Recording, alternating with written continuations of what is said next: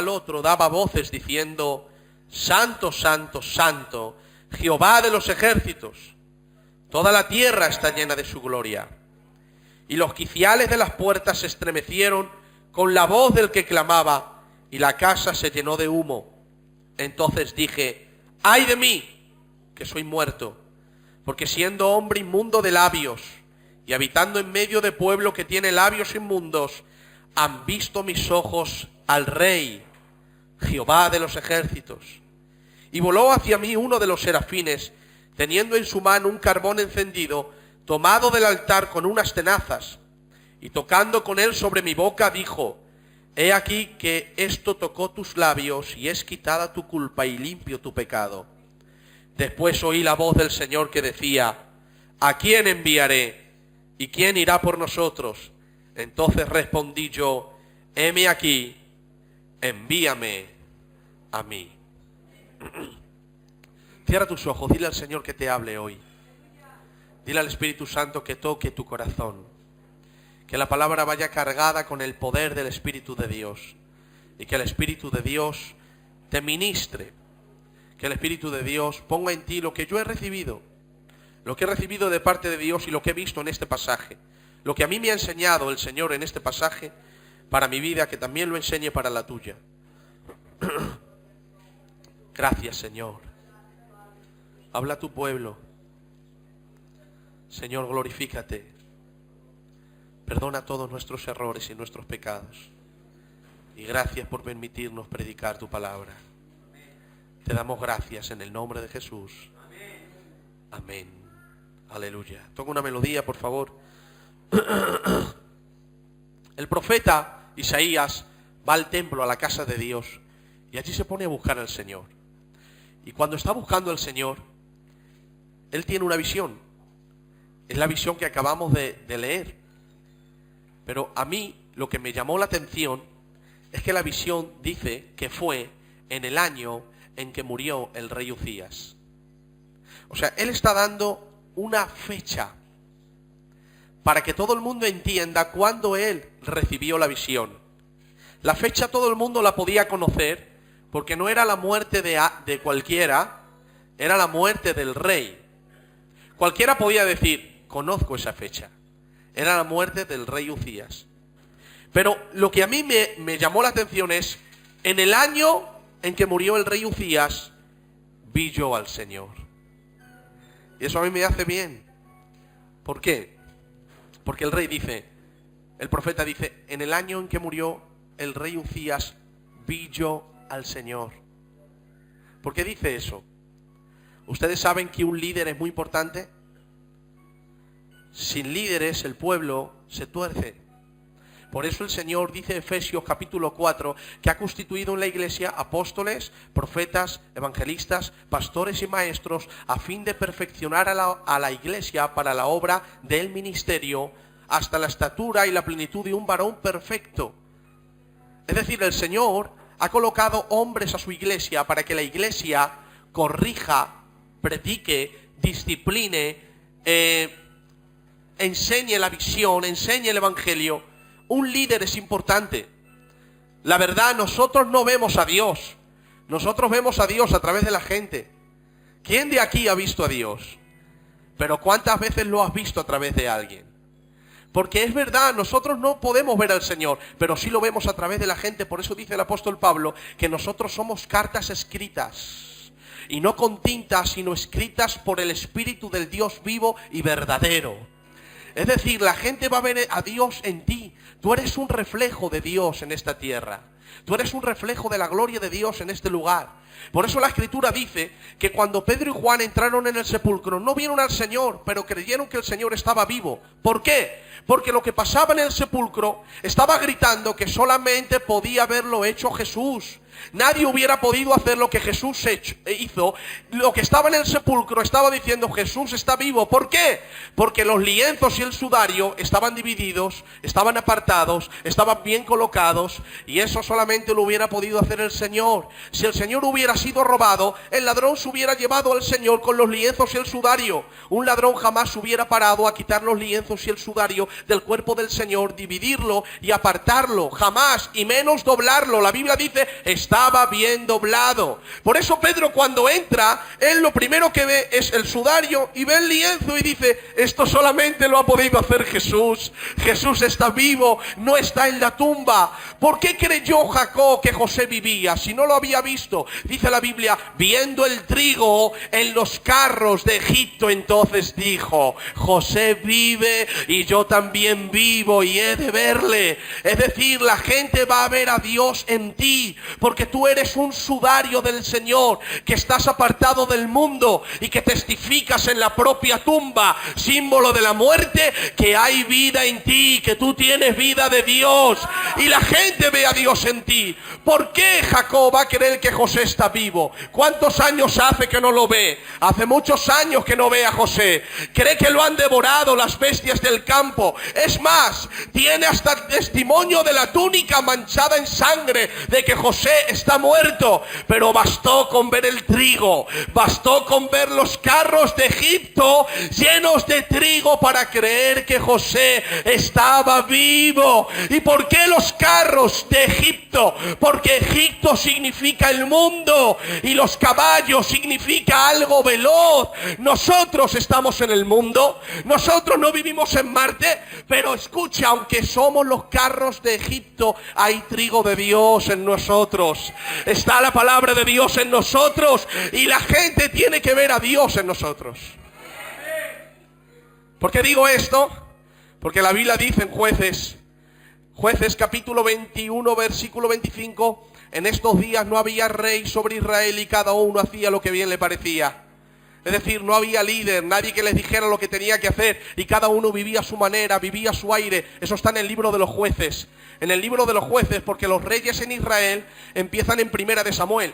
Pero en los Jueces había jueces, no había reyes. Y dice la Biblia: en estos días no había rey sobre Israel y cada uno hacía lo que bien le parecía. Si uno quería pecar, pecaba. Si uno quería vivir en santidad, vivía en santidad. Si uno quería guardar la ley del Señor, la guardaba. Si uno no la quería guardar, no la guardaba. Si uno le quería pagar a alguien que le debía, estaba bien. Y si no lo quería pagar, estaba mejor aún, porque se lo quedaba y no le pagaba. Pero nadie le podía decir nada, porque no había rey sobre Israel. Porque un hombre puesto por Dios marca principios. Un hombre puesto por Dios es un baluarte. Un hombre puesto por Dios es una bandera que ondea la victoria del Señor. Pero en los Jueces no había Israel y cada uno hacía lo que bien le parecía. Pero dice el profeta: en el año en que murió el rey Uzías, vi yo al Señor. ¿Por qué dices eso, profeta? Muy fácil.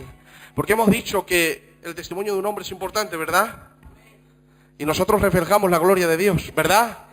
Y nosotros somos cartas escritas por el Espíritu de Dios. ¿Sí o no? La gente no va a ver a Dios, la gente va a ver a Dios en ti. ¿Por qué dice el profeta cuando murió el rey Uzías? ¿Quién era Uzías? Mirad, Uzías, de todos los reyes de Israel, de todos, yo escogería ser Uzías. Fue un varón de Dios terrible. Solamente tuvo un error.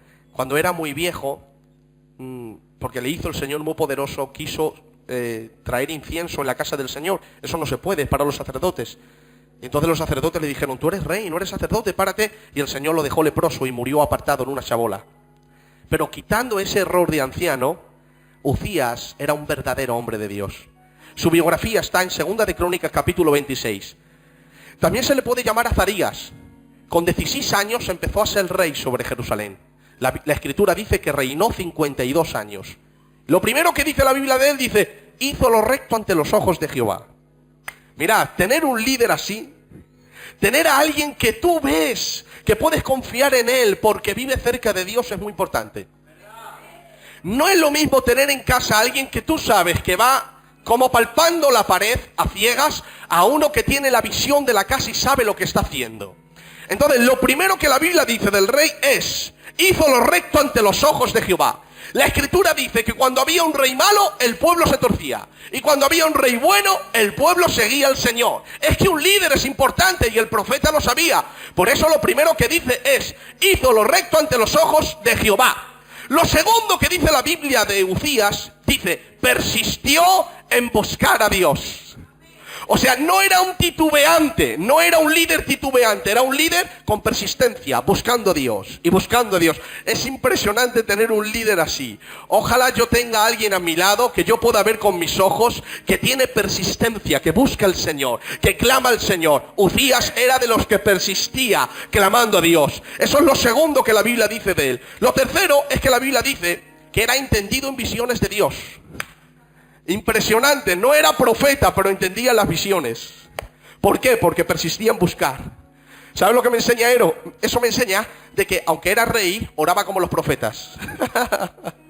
Aunque era rey, oraba como los profetas y entendía las visiones del cielo. Dios mío, qué líder. Cualquiera no tiene un líder así. Ojalá Dios nos dé líderes como Uzías. Gente que haga lo recto delante de Dios. Gente que sepa persistir delante de Dios. Gente que sean hombres y mujeres de Dios. Que tengan visión de Dios. Este era Uzías. Lo tercero que hizo es que el Señor, a causa de su búsqueda, la Biblia dice, Jehová le prosperó. Cuarto, dice la Biblia, derrotó a los peores enemigos de Israel, a los filisteos.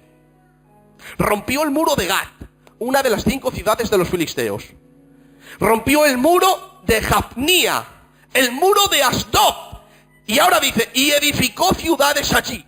Es decir, yo puedo derribar el muro del enemigo, pero de edificar en el territorio enemigo es porque lo he conquistado.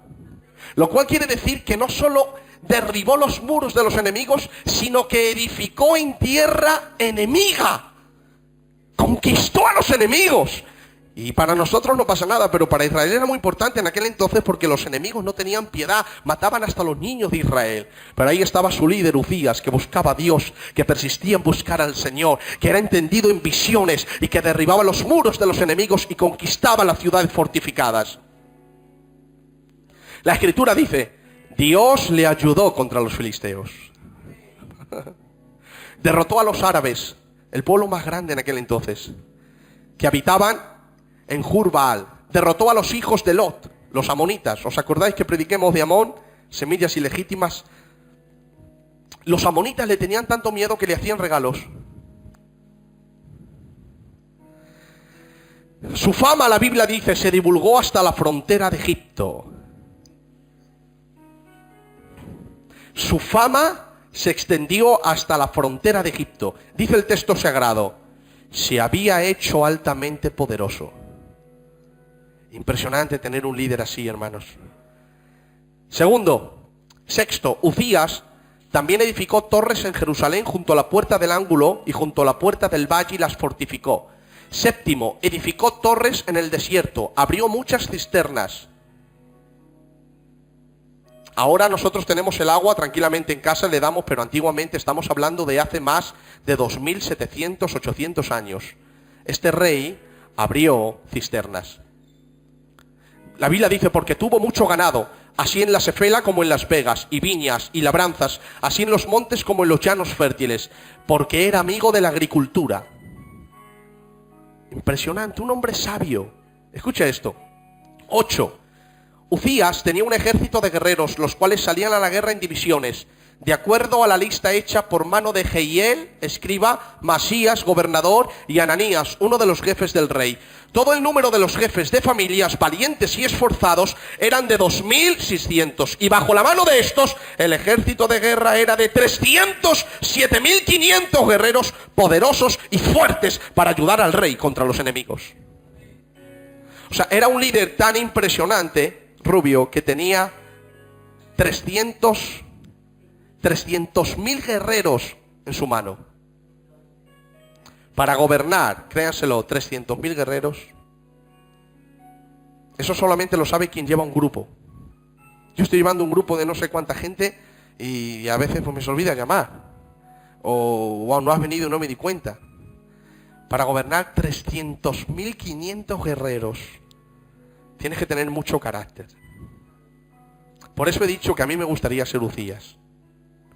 Escucha, Uzías también dice la Biblia que preparó para el ejército escudos, lanzas, yelmos, coseletes, arcos y hondas para tirar piedras. Hizo en Jerusalén máquinas inventadas por ingenieros. ¿Cuántos de aquí han visto en la televisión esas máquinas que tienen un palo y al final especie de una cuchara y pones ahí una piedra grande y sale? ¿Sabes quién inventó eso? Uzías. Eso lo inventó el rey Uzías. Porque no solo era amigo de la agricultura, era ingeniero. O sea, entendía visiones, entendía de Dios, entendía del campo, entendía de la guerra, entendía de la política, entendía de todo. Lo dice la Biblia.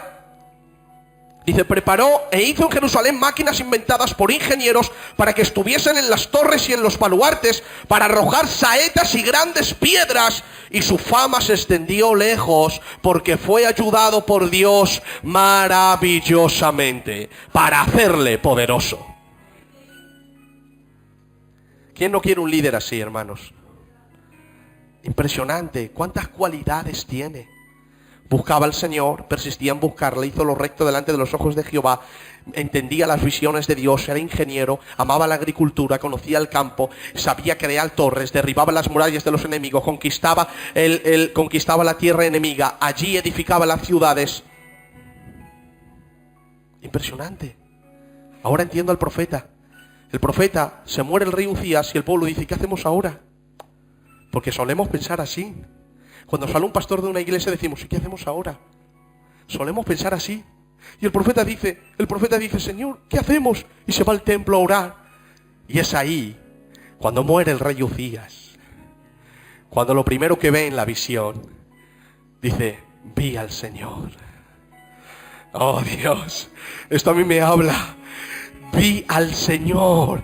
Alrededor del Señor había muchas cosas. Había serafines, había un trono, había oro, había agua, había arco iris. Pero no vio nada de eso. Lo primero que vio en la visión es, vi al Señor. Vi al Señor. Y eso a mí me llamó la atención. En el año en que murió el rey Uzías, vi yo al Señor. Eso es lo primero que vio. Primero dice, vi al Señor. Luego dice, lo vi sentado. Y luego dice, y en su trono. Esto es impresionante. 3 dimensiones de la visión de Dios. Primero vio al Señor, luego lo vio sentado y luego lo vio en su trono. Eso quiere decir que le estaba diciendo, Uzías ha muerto, pero yo estoy aquí, yo soy el Señor. Todavía estoy vivo y no dependo de nadie. No apartes de mí tu mirada. Lo segundo que vio es que lo vio sentado. Y sentado simboliza que el trabajo está terminado. Le estaba diciendo, Uzías empezó y no terminó, pero yo no he empezado y ya he terminado. Estoy sentado. Estoy tranquilo, no estoy nervioso como tú, profeta. Y ahora dice, y lo vi sentado en su trono. Estaba diciendo, no me he movido del mismo lugar. Ha podido morir mi siervo y el pueblo está intranquilo, pero yo te muestro cómo está el cielo. El cielo sigue adorando. Yo sigo sentado en mi trono. No me he movido del lugar. Sigo siendo el Señor. Apláudele a tu Dios. Gracias. Súbelo. Aleluya.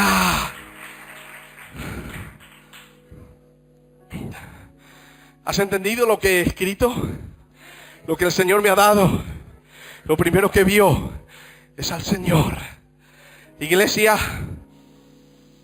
me gustaría que todos miráramos al Señor. Que no apartáramos nuestra mirada del Señor. Que el Señor fuera lo más deleitoso para nosotros. Vivimos en una era en la iglesia donde vemos muchas cosas, pero no vemos al Señor por ningún lado. Parece que el Señor se ha escondido, pero no ha sido el Señor. Es que somos nosotros que estamos mirando otras cosas que no son el Señor. ¿Sabes qué le dice Dios al profeta Jeremías? Le dice, escucha esta palabra, le dice, ves a la casa del alfarero y allí te haré oír mis palabras. ¿Sabes? Cuando tú vas a la alfarería, allí lo que vas a ver son cántaros rotos. Vas a ver mucho barro. Vas a ver todo muy desordenado. Pero cuando el profeta Jeremías va a la casa, lo primero que dice es que, dice, cuando descendí a la casa, Dice, vi al alfarero trabajando sobre la rueda. No se fijó en los cántaros rotos, ni en la suciedad, ni en el desorden. Se fijó en el alfarero trabajando en la rueda. Nuestro problema es que hemos apartado la mirada del Señor y nos estamos fijando en los cántaros rotos, en las cosas desordenadas, pero no estamos viendo al Señor trabajando sobre la rueda de nuestro corazón. Y el Señor sigue trabajando. Y dice la Biblia, cuando llegues allí yo te haré oír mis palabras. No estamos oyendo porque no estamos viendo. Esto es una palabra de Dios. No estamos oyendo porque no estamos viendo. Porque cuando el profeta miró, el Señor vino y le dijo, así es la casa de Israel, yo estoy trabajando sobre ella. Es hora de volver a mirar al Señor. Es hora de volver. Mira, escucha esta palabra. A veces Dios va a permitir que se muera tus días. Las armas en las que tú confiabas, el Señor va a permitir que mueran, para que puedas tener una visión del Señor. El Señor está sentado, está tranquilo.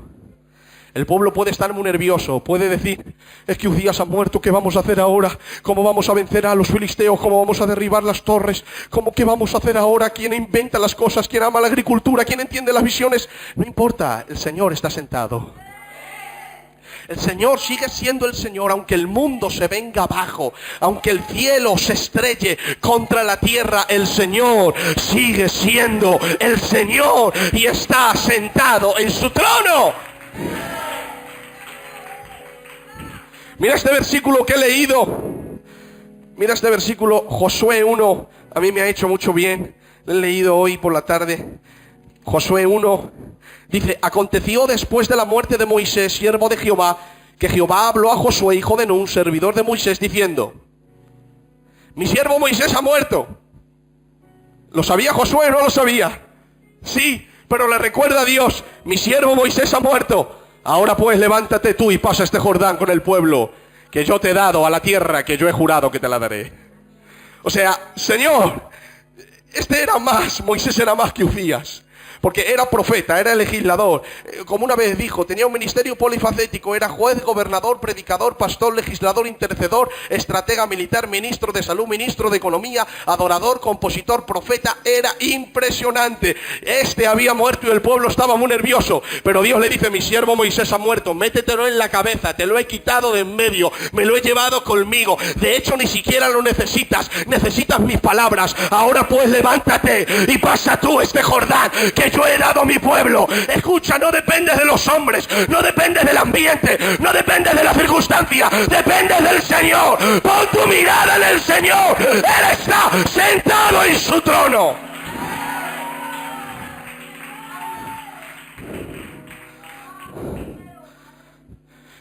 Había un día de mucha lluvia y el pastor no vino al culto, y el diácono Ramón vio que un jovencito gordito se sentó. Era nuevo. Y dijo el diácono, no viene el pastor, voy a empezar el culto. Subió y cogió este texto de Isaías que dice, miradme a mí todos los términos de la tierra y sed salvos. ¿Sabes quién se convirtió con ese texto? Spurgeon. Miradme a mí todos los términos de la tierra y sed salvos. Mirando al Señor. Segundo, lo vio sentado. Todos estaban nerviosos. El Señor estaba sentado. ¿Dónde estaba sentado? ¿A dónde? ¿Y qué significa el trono? Reinado, poder y autoridad. Le estaba diciendo, profeta, todo el mundo está muy mal porque Uzías ha muerto, pero yo sigo sentado en mi trono, tengo autoridad, tengo reinado, tengo poder. Y ahora lo que ve dice... Y ahora dice, cuarto, lo que vio es que desde el trono el Señor estaba vestido con una capa. ¿Ha visto que los reyes visten de una capa roja? ¿La habéis visto? Pues el Señor en aquella visión estaba vestido con una capa. Es imposible no amarle, ¿eh? Estaba vestido con una capa y del cielo la capa caía. ¿Sabes dónde cae la capa? Dice, las faldas del Señor cubrían el templo. El profeta va porque ha muerto un rey que gobierna bien la política, su gobierno, la agricultura, las guerras. Pero el Señor muestra que el problema no está en la política, el problema está en la casa de Dios. Es ahí donde el Señor le pone su mirada. Le estaba diciendo, escucha, el pueblo no era Él creía que el gran problema del pueblo era la política militar, gubernamental. Pero el problema no era la política, tampoco era militar, ni tampoco gubernamental, sino espiritual.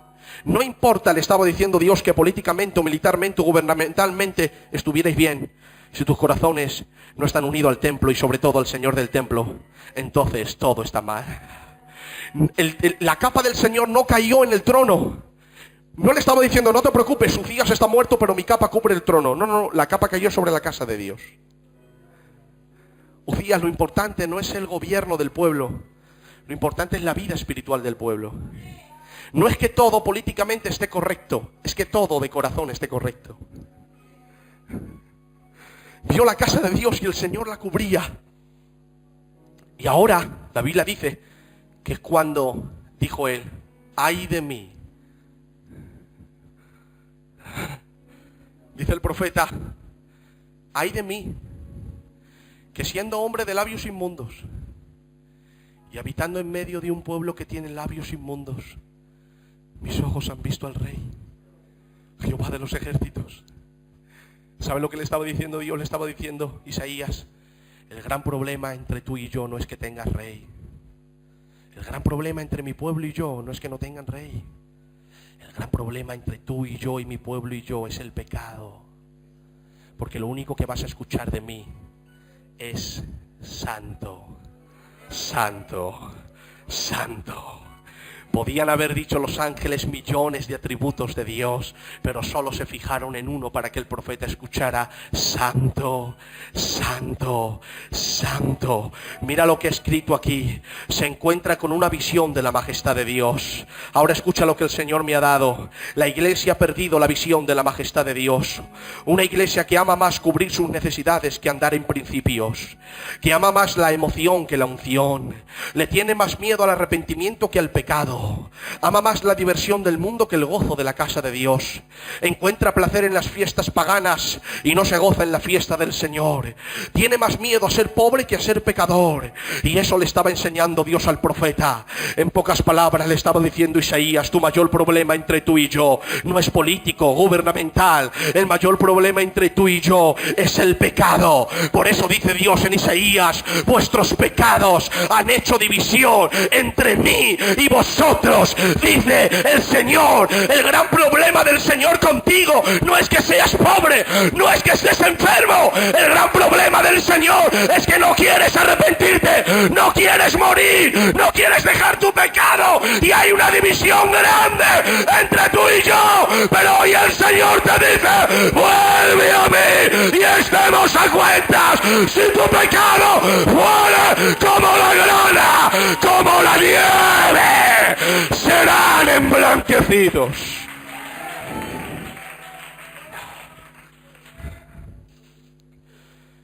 Después de eso ve serafines mencionando el atributo de la santidad, que hablaban de su gloria.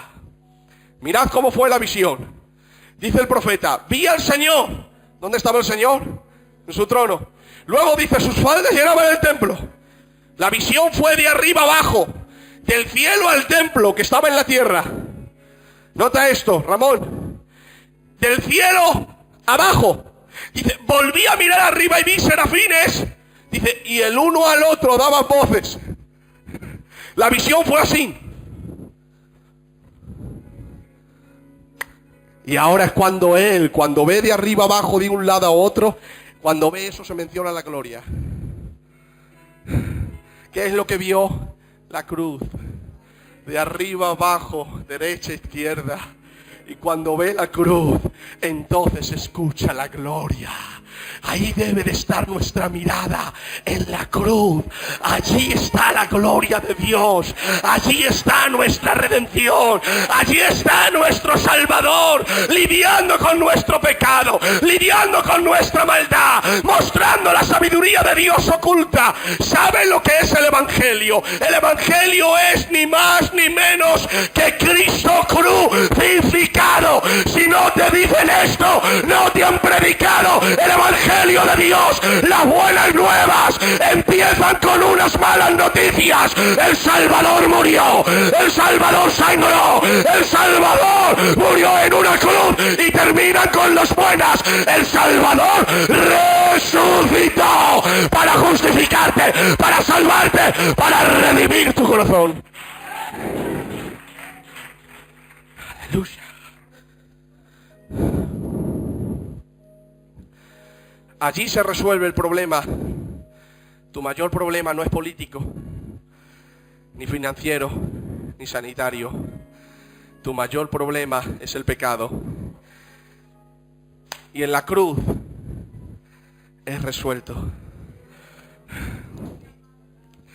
Cuán diferente tenía el profeta una visión de Dios. Iba porque el rey que gobernaba militarmente, políticamente, en la agricultura, en las guerras, había muerto. Va con mucho miedo porque han perdido el líder, y Dios le muestra la cruz. Dios le muestra la cruz. Nuestra visión está muy distorsionada de Dios. Voy a leer eso que he escrito otra vez, ¿vale? La iglesia ha perdido la visión de la majestad de Dios. No sabemos cuánto Dios odia el pecado. Hemos hecho la iglesia de Dios, la santa de Dios, el pecado tan nuestro que lo vemos como que fuera parte de las virtudes cristianas.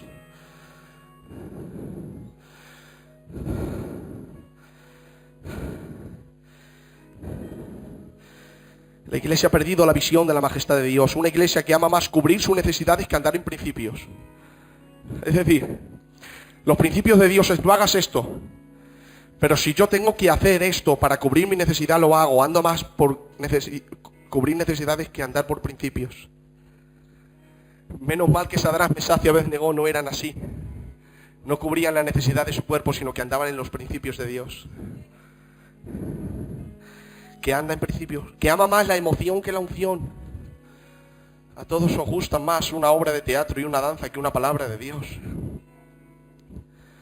Tiene más miedo al arrepentimiento que al pecado. Esto cuando me lo da el Señor digo: esto es impresionante, Padre. Tiene más miedo al arrepentimiento que al pecado. Tiene más miedo a arrepentirse y convertirse que seguir su vida, que le está destinado al infierno. Esto es tremendo. Tiene más miedo al arrepentimiento que al pecado. Ama más la diversión del mundo que el gozo de la casa de Dios. Una canción del mundo nos deleita mucho más que una canción del Señor. ¿Por qué? ¿Por qué? ¿Por qué debe de ser así? Pregunto, ¿podría ser de otra manera? ¿Por qué no vivimos de la otra manera? ¿Encuentra más placer en las fiestas paganas, bodas, pidíos, Pascuas, Reyes, que en la fiesta del Señor? ¿Dónde está la iglesia? ¿En qué nos hemos convertido? ¿Cuándo fue que nos torcimos tanto? Tiene más miedo a ser pobre que a ser pecador. Dios a los pobres no los condena, a los pecadores sí. Pero la iglesia tiene más miedo a ser pobre que a ser pecador. ¿Quién ha predicado ese Dios? ¿Quién nos ha mostrado esto?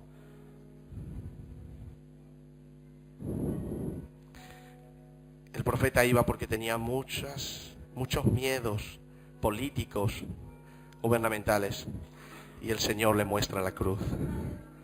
Le muestra la cruz. Allí estaba la gloria de Dios. De arriba abajo, derecha a izquierda, ahí estaba la cruz. Iglesia, es hora de vivir a Dios en serio. Aleluya. El otro día, hablando con el Miguelín, estaba hablando con él y él tiene muchas aspiraciones con nuestro pueblo. Ha visto más fracasos que yo, porque lleva más tiempo que yo, pero tiene más fe que yo. Y ¿sabes? Yo le dije: Miguelín, ¿sabes lo que estoy buscando en mi vida? Digo, estoy buscando que el pueblo tenga su propia intimidad con Dios, que no dependa de nadie, sino de Dios. Que oren en sus casas, que amen la santidad y que amen el libro. Que vivan a través del libro, por el libro y para el libro. Que cuando abran el libro digan: ah, Dios mío, es la palabra de Dios, me gustaría arrancarlo y comérmelo de verdad. que lo amen. Dice, estás pidiendo mucho. Pues es lo único que quiero. No quiero ver gente exitosa en el dinero, que si Dios te lo da, gloria a Dios. Ni quiero ver gente poderosa en la política, ni cumpliendo tus sueños, que si te los da, gloria al Señor, Lo que quiero ver es gente que tiene intimidad con el Señor, que el Señor es su vida y que el libro es su vida también. Es entonces cuando conseguiremos un pueblo que aunque muera el rey Uzías, primero ve al Señor, segundo lo ve sentado y tercero en su trono, cubriendo la casa de Dios. ¡Apláudele fuerte al Señor! ¡Aleluya! ¡Y a su nombre! ¡Y a su gloria! Termino con esto, porque yo sé que el mayor problema era el pecado. Número 1, se mencionó la santidad de Dios. Y número 2, el ángel vino y no le dio esperanzas de Uzías. Las esperanzas que le dio le tocó su boca con un carbón del altar y dijo, tu pecado es quitado. Isaías, tu mayor problema es tu pecado, no es tu rey. Olvídate de todo. Arrepiéntete, profeta. Y es entonces cuando el Señor le limpia, que el Señor pregunta, ¿quién enviaré? Y ahora dice él, heme aquí, envíame a mí, Señor. Porque la Biblia dice, si te limpias de estas cosas, serás un vaso útil en las manos del Señor. No hay utilidad sin limpieza. Cuando hay limpieza, hay utilidad en las manos de Dios. Aleluya. Gracias. Perdonadme este tiempo por no predicar, pero a partir de ahora voy a predicar más a menudo la palabra del Señor. Amén. Gloria al Señor. Amén. Gloria a Dios. Bueno, pues mañana, jueves, tenemos nuestro culto. El sábado que